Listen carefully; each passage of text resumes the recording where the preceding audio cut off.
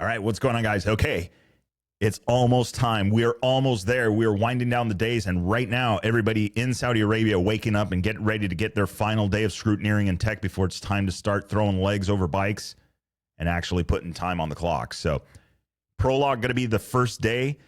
Again, that time is going to be thrown out. That is just strictly for qualifying. Prologue and qualifying can be used interchanged in this. I guess you could interchange them in this kind of thing. So, prologues are qualifying for rallies. Not all rallies have them, but on some of these bigger ones, it is very important. And this is the first time where people kind of get to strut their stuff.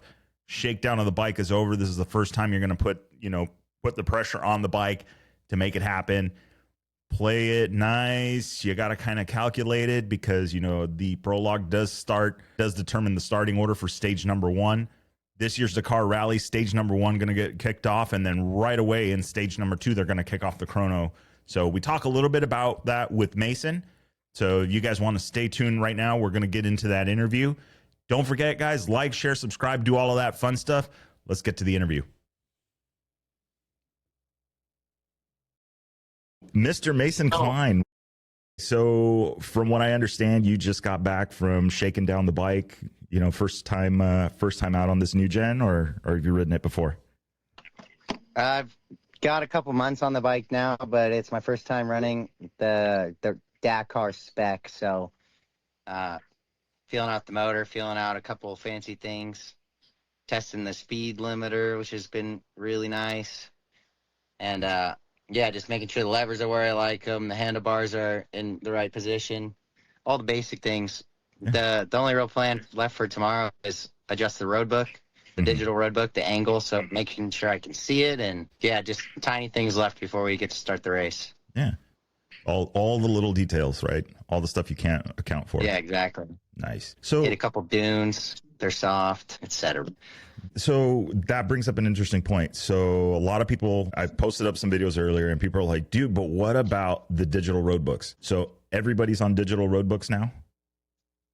Yeah, so this is going to be my first time using the ERTF Dakar spec digital roadbook.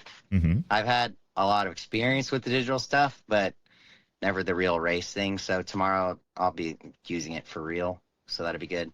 But yeah, all the classes finally switching over to digital. Interesting thing I didn't know about. We have a camera recording the roadbook full time while we're racing in case there's an issue. Mm-hmm. So we have proof that the roadbook stopped working, because there's this thing where it'll stop working and then you don't know where to go, obviously.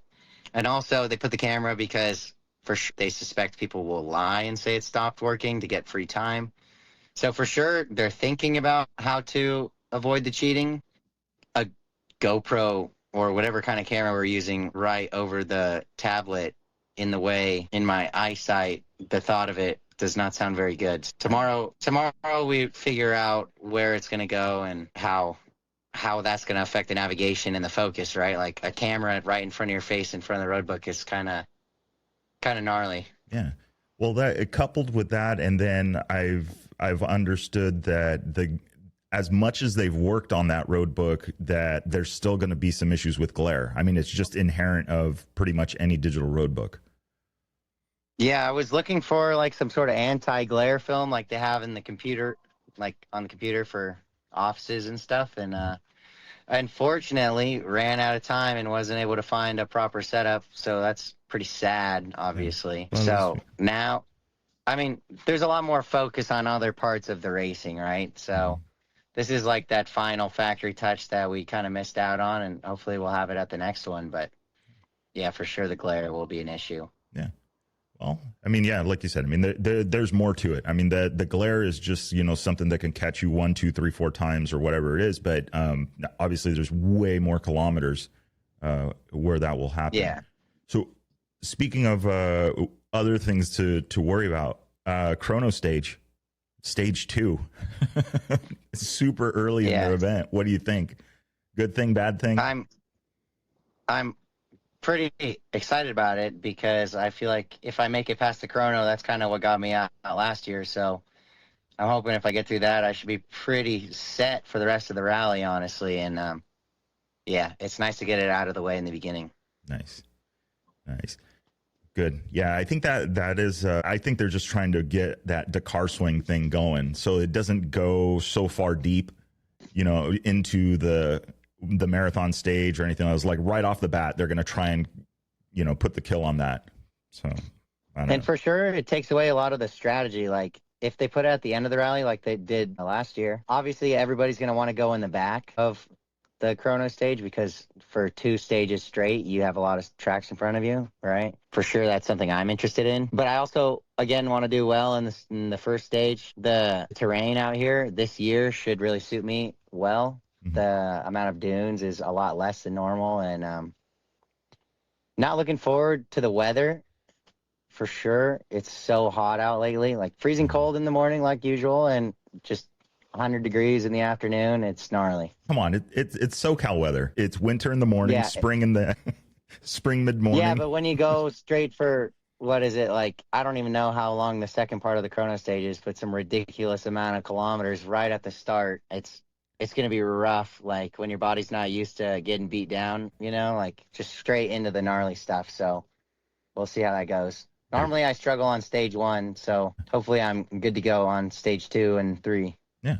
Well, I mean, with the chrono stage being a little bit longer, my understanding, the whole chrono is about racing wise about 900 and something kilometers. So a little bit longer.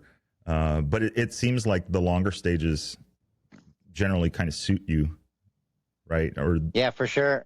I wouldn't say I take it easy in the beginning. For sure, I feel like I just kind of stay consistent most stages, and I think that's kind of my advantage is I'm able to stay pretty consistent on the longer days, and when other people start getting kind of tired and dying out, I usually stay moving pretty solid, and so yeah, the longer stages really suit me. Well, they're going to be, I'm doing some math. I got a video coming here about the basically what you guys just signed up for, and I'm seeing average distance of about 399 miles a day or 644K. So it's a couple miles. Yeah, but that's what you train for. I mean, that's, you've got all that. And then my understanding is you got some pretty cush suspension from a certain Southern California factory tuner.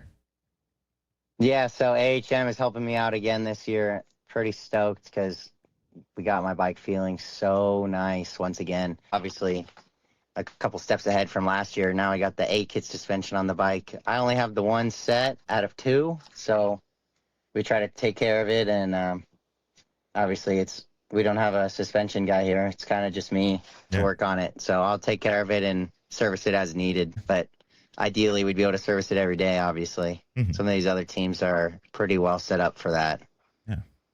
I don't think I had formally taken the chance to say thank you for referring me to the guys over at AHM, but I finally got to put a few miles on the Cove, and I mean, not in anything that's rough or anything like that, but you could just tell. Yeah. It's pretty For sure they have the experience, they've done a few coves already now, including mine, and many, many, many more other sets of regular enduro bikes for Baja and off-road, and for sure they're the guys to go to right now. They have the most customers, I'd say, and that means they got the most experience for sure. Like all these new problems coming out with all the new model bikes, they're some of the first people to figure it out. So it's kind of hard to beat them right now. Well, good. Well, I mean, I'm sure they're going to come in handy this Dakar. Even though I thought Costera said he's like dunes and rough and rocks, and I'm like, dude, you're just making it easier for the SoCal guys. That's what I think. Yeah, it's good. I prefer less dunes, more rocks. Just gnarliness, and I'll have a really good time for sure. So, I mean, I know you got to get to bed here soon, but because you guys are, if I remember, you're 11 hours ahead. It's 8:36 in the morning here. It's like 7:36 p.m. here. Okay, 7. I just saw it change too. Awesome. Yeah, dude. So, what? Did you change anything in the training going up to this Dakar? I mean, more miles, more road books, less road books. More physio. Yeah, it's kind of funny. This year, I've done a lot less road books on the bike, probably a lot more road books on the Dakar video game. Mm-hmm. Still waiting to get put in the game, Now that I'm riding the Cove, there's no bike for me to ride in the game, so we got to figure that out soon. Yeah. And a lot more cardio on the bicycle, riding like 3 hours a day on the stationary bike, just trying to stay safe and, make it to the start line, right? That's my big goal. So we're almost there. Yeah. Yeah, that's I've talked with Willem about that, and I think everybody pretty much agrees. For the Dakar, there's 2 races. There's the race to get there, and then there's the actual Dakar itself. So yeah, for sure. Almost to the first one. Well, excellent. And a bivouac, everything's set up. All you guys are ready to go. Everybody knows each other. Yeah, just doing a lot of getting to know everybody on the team. There's a lot of people I haven't met before, and a lot of people I remember from last year. So it's been pretty good getting along with everybody. Very, very nice. Well, excellent, sir. Well, I am going to let you get some rest. I know you got a few busy days ahead of you. And, yeah, for sure. And we'll check in with you again. We'll check in again with you shortly after a couple of stages, just see how everything's shaking loose. Yeah, thanks, Victor. Yeah. Perfect time to check in now before the race starts. Excellent, sir. Well, get a good night's rest. We'll see you from afar tomorrow. Yeah, perfect. Thank you, Victor. Nice to talk to you. Yeah, same here, Mason. Take care. See you. See ya.